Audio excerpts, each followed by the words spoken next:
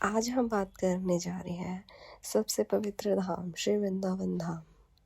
वृंदावन धाम हिंदू धर्म में सबसे पवित्र स्थानों में से एक है, जो भगवान श्री कृष्ण की अलौकिक बाल लीलाएं और राधा कृष्ण के शाश्वत प्रेम का केंद्र है। इस पृथ्वी पर साक्षात वैकुंठ माना जाता है वृंदावन को, जहाँ का कण कण और रज प्रेम और भक्ति से परिपूर्ण है। वृंदावन की इस पावन भूमि पर भगवान श्री कृष्ण ने अपना बचपन बिताया, माखन चुराया और गोपियों के साथ रासलीला की। यह स्थान उनकी बांसुरी की मधुर धुन से सदा गूंजता रहता है और वृंदावन को श्री राधा और कृष्ण का शाश्वत निवास माना जाता है। यहाँ युगल रूप राधा कृष्ण की महिमा अपार है और इसके साथ ही मान्यता ये भी है कि वृंदावन धाम की महिमा अपरंपार है।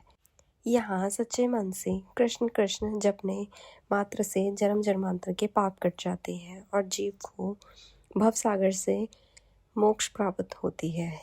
और इसके साथ ही यहाँ पे 5000 प्लस मंदिर हैं, जिनमें बांके बिहारी मंदिर, इस्कॉन मंदिर, प्रेम मंदिर और रंगनाथ जी मंदिर प्रमुख हैं। यहाँ की कण कण में राधा कृष्ण के प्रेम का वास माना जाता है। भक्तों का मानना है कि यहाँ कदम रखते ही संसारिक चिंताएं दूर हो जाती हैं और एक अलग ही ऊर्जा का अनुभव होता है। यहाँ की व्रज रज भी बहुत महत्व है। यहाँ से लौटते समय व्रज की रज साथ लेना बहुत शुभ माना जाता है, जिससे घर में रखने से सुख शांति बनी रहती है। यहाँ का सबसे रहस्यमय मंदिर है श्री निधिवन, जहाँ शाम होते ही ये मंदिर के द्वार बंद कर दिए जाते हैं। कोई भी मनुष्य इस मंदिर के अंदर नहीं रह सकता, क्योंकि मान्यता है कि भगवान श्री कृष्ण और श्री राधा रानी अपनी सखियों के साथ यहाँ पे रास करने आते हैं। इसीलिए यहाँ पे रात को रुकने की मनाही है। शाम को मंदिर बंद होने से पहले यहाँ इस मंदिर का अच्छे से जांच की जाती है कि कोई भी मनुष्य इस निधिवन के अंदर कोई रह तो नहीं गया है। और निधिवन का एक रहस्य ये भी है, निधिवन के अंदर के पेड़ आम पेड़ों से अलग है। उनके 3 तने नीचे दी हुई आकृतियों की तरह आपस में मुड़े हुए हैं। ये भी कहना है कि रात के समय ये सारे पेड़ गोपियों के रूप धारण कर लेते हैं। इसीलिए भी यहाँ पे रात को किसी का भी रुकना सही नहीं है और यहाँ पे किसी को रुकने नहीं दिया जाता। और ये रासलीला द्वापर युग से चली आ रही है। रासलीला आज भी हर रात निधिवन में जीवित हो उठती है। शाम की आरती के बाद यहाँ इंसानों को प्रवेश करना मना है।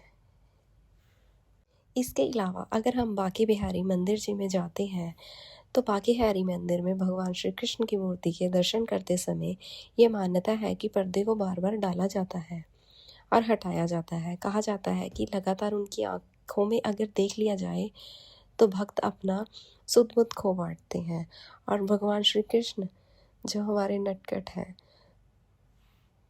वो भक्तों के साथ उनके पीछे हो लेते हैं। इसीलिए पर्दा करने का बार बार रिवाज है। वृंदावन के हर कण में कृष्ण है। यहाँ के भक्त यह चमत्कार अनुभव करते हैं कि वृंदावन की धूल, यमुना के घाट और पेड़ों में की हवा में आज भी भगवान श्री कृष्ण की बांसुरी का जादू समाया हुआ है। ये सिर्फ एक कहानी नहीं है, ये एक सच्चाई है। अगर हम सच्चे मन से भगवान श्री वृंदावन धाम के दर्शन के लिए जाते हैं तो भगवान श्री कृष्ण हमारे बांके बिहारी जी हमें कभी कभी अकेला नहीं छोड़ते। हमारी ज़िंदगी में ऐसे से बदलाव आते हैं जो हमने कभी सोचे नहीं होते। इंसान हमेशा सांसारिक परिस्थितियों में हमेशा दुखी रहता है। अगर उसको सुकून चाहिए तो अपने जीवन में हर एक मनुष्य को एक बार श्री धाम वृंदावन में ज़रूर जाना चाहिए।